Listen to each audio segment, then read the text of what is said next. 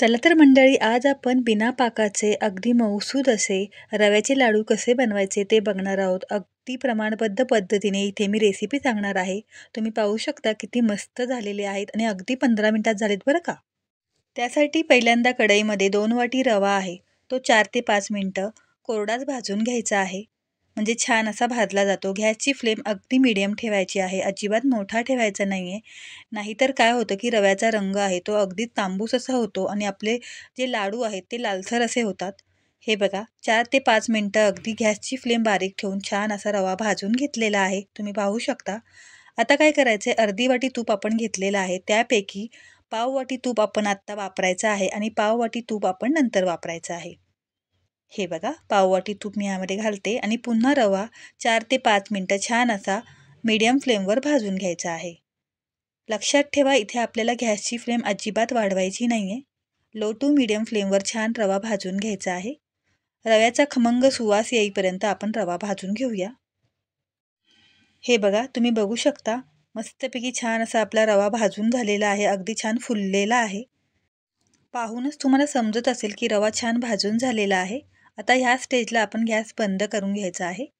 हे बघा, आणि रवा आहे तो कोमट करून घेऊया.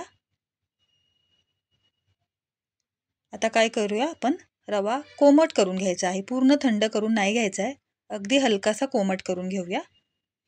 त्यानंतर पुढे काय करायचं ते तुम्हाला सांगते.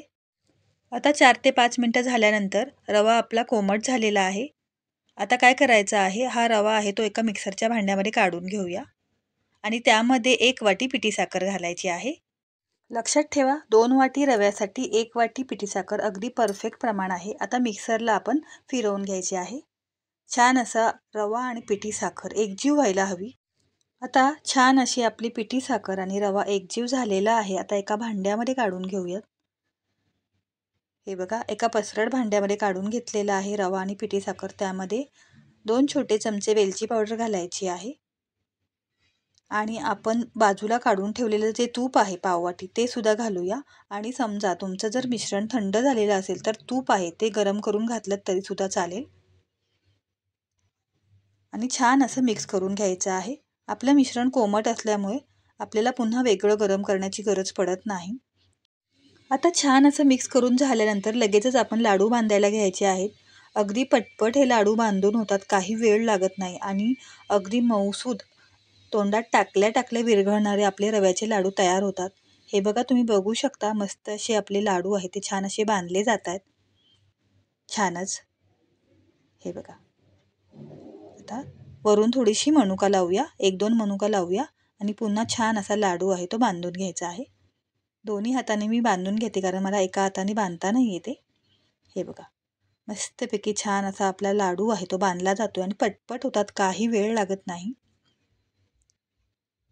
आणि तुम्हाला जर वाटेल की माझे लाडू बांधता येत नाही तर काय करायचं, मिक्सरला पुन्हा फिरवून घ्यायचं, म्हणजे छान असे आपले लाडू बांधले जातात.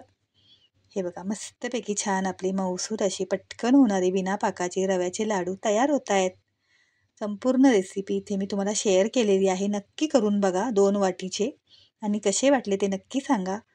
आणि अशा साध्या सोप्या प्रमाणबद्ध रेसिपीसाठी चॅनलवर नवीन असाल तर चॅनल सबस्क्राईब करा, कारण मी शॉर्ट आणि लाँग दोन्ही व्हिडिओ शेअर करत असते. त्यामुळे नक्कीच माझे शॉर्ट व्हिडिओ आणि लाँग व्हिडिओ नक्की पहा. आवडल्यास लाईक करा, कमेंट्स करा. धन्यवाद.